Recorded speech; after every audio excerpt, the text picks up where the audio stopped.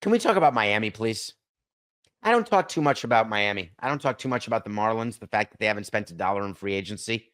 I told you that was going to happen. I told you that they're getting crushed and that the owners will not allow them to lose even more money than they're losing. Their payroll will go up naturally.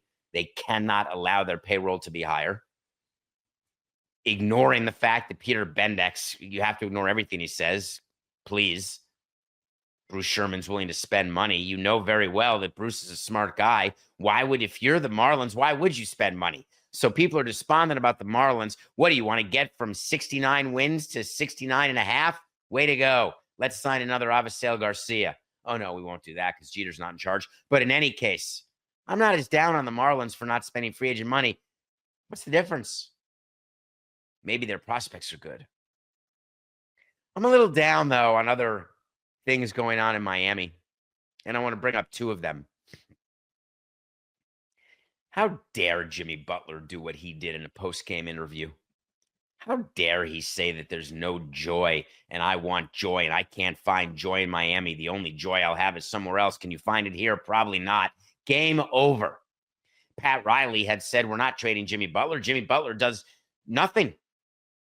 Plays chess to Pat Riley's checkers, which means that Pat's lost a step because no one plays chess to Pat Riley's checkers. All Jimmy Butler does is have a meaningful, purposeful talk to the media, drop 2 sound bites, say that he's miserable, and now the Heat are shopping him. After Pat Riley said under no circumstance will we trade Jimmy Butler. Don't you forget that Jimmy Butler's tenure with the Heat is going to end exactly the way his tenure ends with every other team. And don't you dare forget what Jimmy Butler's agent said when he called out Shams, who had it totally right, it turns out. Remember that? Go back to the previous episode we did. That agent. They should all be ashamed of themselves. If I'm Pat Riley of the Heat, guess what I'm doing to you, Jimmy? You can rot. You want to pick up your player option? Do it. I'm not going to take on bad money and bad contracts and do the Nick imitation of the Patrick Ewing trade to set our franchise back 10 years so I can make you happy. I appreciate the finals appearances. I appreciate the ringless stretch that we had, however fun it was. But you think for 1 second that you're worthy of that level of empowerment? Pat Riley was willing to jettison Dwayne Wade. Pat Riley still trying to recover from LeBron choosing to go back to Cleveland and leaving Miami. You think Pat Riley has any interest in doing one thing for Jimmy Butler? Here's a news alert. They can't stand Butler. They haven't been able to stand him. And this is not irresponsible journalism, Dan. Don't play it. Go back. Go to any one of your Heat sources. And let's see if they have the guts to tell you the truth, which is the front office of the Heat couldn't stand Jimmy Butler, even when the team was doing well. Player option of $52 million that Jimmy Butler says he is going to forego so he can be a free agent to get a max deal from someone.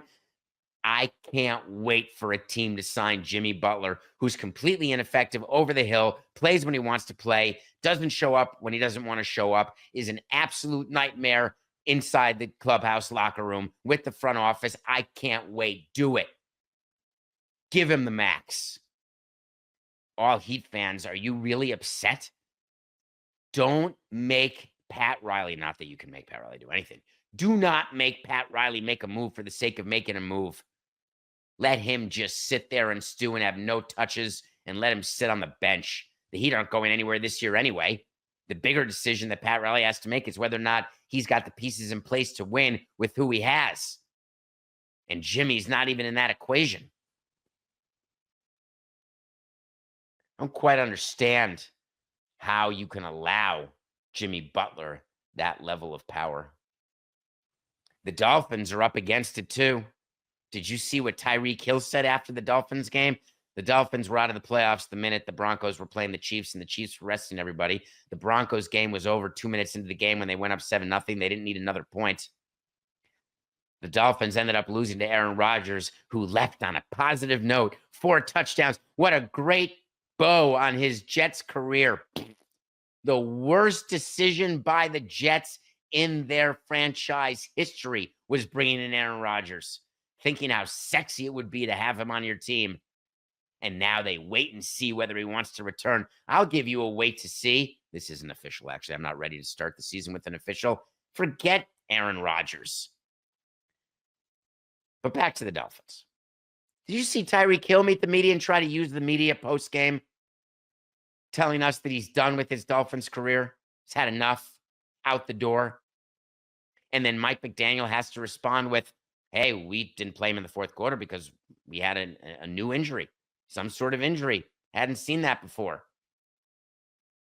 Tyreek Hill saying that he's not getting enough touches, he's not getting enough chances, that he doesn't want to put up with this anymore. I'm not exactly sure who he thinks he is, but if you're Chris Greer and you've now got the power bestowed in you by Stephen Ross because you're not getting fired, or you're Mike McDaniel, here's the message you send to the team. See you later, Tyreek. You want dead cap money? Fine, take it. Pay attention, NFL teams, to all of these deals you sign to get present day pleasure, and then you get totally screwed in the future with dead cap money and with all the ways that all your salary cap department heads are trying to tell you ways that you can maximize your team now to win, to keep your window open. And then if you don't win, which 31 teams don't every year, then what? Total screw job. I have no idea why Tyreek Hill did what he did. Saying I'm opening the door, I'm out, bro. It was great playing here, but at the end of the day, I got to do what's best for my career. Here's what's best for your career. Do your job. I don't say that just to a player. I say it to everybody. If more people just did their job, don't you think that we'd have a country that was a bit more, little help on the GDP, a little more efficient? Everybody's worried about gossiping at the water cooler. Everybody's worried about themselves. I'm all in for being selfish. God knows I am. But it's got to come with doing your job.